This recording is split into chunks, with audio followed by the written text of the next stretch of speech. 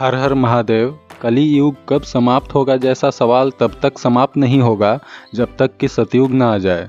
इस विषय पर सभी के अपने अपने मत हैं। हमारे पुराणों और अन्य धार्मिक ग्रंथों में कलयुग को 4,32,000 सालों का बताया गया है।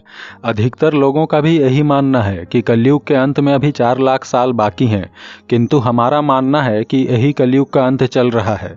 समाज में जिस प्रकार की गंदगी फैल गई है, कलयुग के अंत का साफ संकेत दिख रहा है। मैंने 1,08,000 सालों के युग चक्र में युगों की जो व्यवस्था बताई है, उसमें प्रत्येक युग 12,600 वर्षों के होते हैं और हम कलयुग के अंतिम चरणों में हैं, जिसे संगम काल कहा गया है। कालचक्र के प्लेलिस्ट में जाकर आप उनके अलग से वीडियोस देख सकते हैं। आज हम बात करेंगे आर्यभट्ट के युग चक्र के बारे में। हम जानते हैं आर्यभट्ट एक महान गणितज्ञ थे। अपनी पुस्तक आर्यभट्टीय में उन्होंने अलग अलग खगोल पिंडों और उनकी विभिन्न गतियों के आधार पर बहुत सी गणनाओं पर विचार किया है।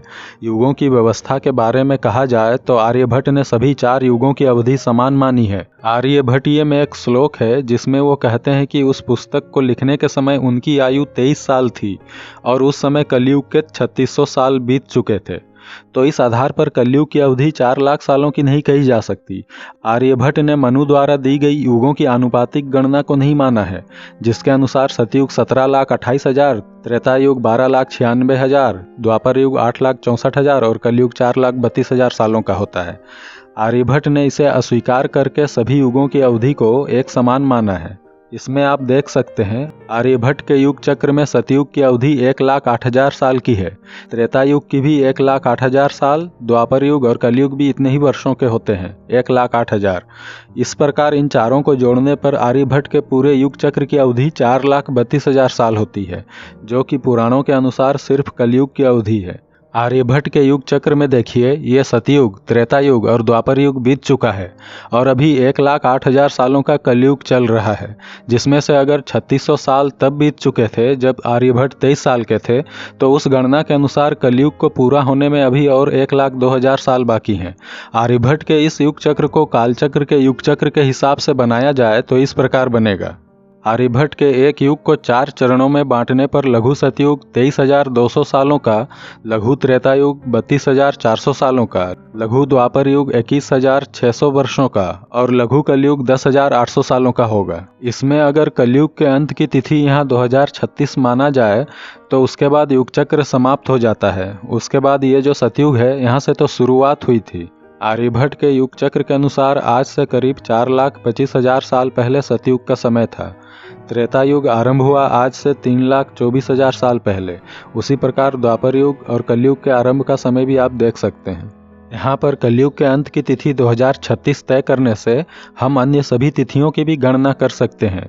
इसमें वृहत संगम काल 1,080 सालों का होगा, जो 720, 270 और 90 सालों में विभाजित किया जा सकता है। आर्यभट्ट ने इस संबंध में नहीं कहा है, ये बस हम कालचक्र के युग चक्र के अनुसार इसमें भी वही सब जानकारी बिठा कर देख रहे हैं। चूंकि आर्यभट्ट ने एक युग को 1,08,000 सालों का माना है और इस युग चक्र के हिसाब से एक युग 12,600 सालों का होता है, तो दोनों की गणना पूरी तरह से अलग होगी। यहाँ सबसे बड़ी समस्या है कि कलयुग के बाद फिर क्या होगा, क्या यह हमारे अंत की तिथि है? आर्यभट्ट के अनुसार अभी कलयुग को खत्म होने में और 1,02,000 साल बाकी हैं, तो क्या 1,02,000 साल बाद पृथ्वी का अंत हो जाएगा? क्या कल्कि अवतार तभी आएंगे? मुझे ये सही नहीं लगता। घोड़े पर सवार होकर कल्कि अवतार के आने की कल्पना आज से 1,20,000 साल बाद शायद ही सार्थक लगे। आर्यभट्ट के युग चक्र को अभी और अच्छे से समझना होगा। इस युग चक्र में अभी कोई तिथि निर्धारण करना जल्दबाजी होगी, क्योंकि यहाँ 2036 मानने से ऐतिहासिक कालक्रम में बहुत सी त्रुटियां आ जाती हैं और अवतारों का समय काल भी सही नहीं बैठता। तो इस आर्यभट्ट युग चक्र के अंतर्गत कोई अन्य व्यवस्था भी जरूर होनी चाहिए, जो अभी हमें नहीं पता है। कलयुग के अंत के बारे में जानने का सबसे अच्छा उपाय है अपने समय में हो रही घटनाओं पर नज़र रखना। क्या समाज में वो सब कुछ हो रहा है जो कलयुग के अंत समय के लक्षण बताए गए हैं? क्या धर्मात्मा पाखंडी हो गए हैं? क्या धर्म पैसे कमाने का जरिया हो गया है? क्या काम वासना का असर चारों ओर छा गया है? क्या कन्याएं कम आयु में गर्भवती हो रही हैं? क्या काम वासना के आगे मर्यादित रिश्ते भी बिखर रहे हैं? क्या पैसों के आगे मानव मानव की हत्या कर रहा है? हम जानते हैं कि यह सब कुछ हो रहा है। आने वाले वर्षों में बाकी सब भविष्यवाणियों को भी हम पूरा होते देखेंगे। सूरज ढक जाएगा, दिन में अंधेरा होगा, आसमान से आग की बारिश होगी, प्राकृतिक आपदाओं से या परमाणु युद्ध से ऐसी परिस्थितियां बन सकती हैं। तो आर्यभट्ट के युग चक्र में हमने देखा कि उनकी गणना मनु की गणना से अलग है। दोनों में बहुत अंतर है। समय की गणना कई विद्वानों ने की है। हमारा प्रयास रहेगा कि उन सभी गणनाओं के बारे में आप लोगों तक पहुंचाते रहें। तो आज के लिए बस इतना ही। अगला वीडियो कालचक्र के रुद्र चक्र से संबंधित होगा और रुद्रावतार बाबा से संबंधित होगा। हमसे जुड़े रहने के लिए धन्यवाद, और अभी तक नहीं जुड़े हैं तो सब्सक्राइब करके जुड़ जाएं। हर हर महादेव।